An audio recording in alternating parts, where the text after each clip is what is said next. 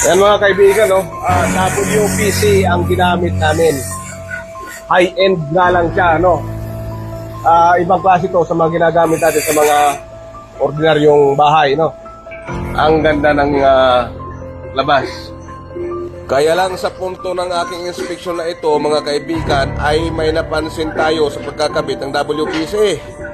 Pinapasagad na, nauna sila, tapos nakatumbok na ka na doon, tinutumbok mo. Huwag mong isasagad dito, ha? Sa konkreto, baka kasi nag-i-expand yan, eh.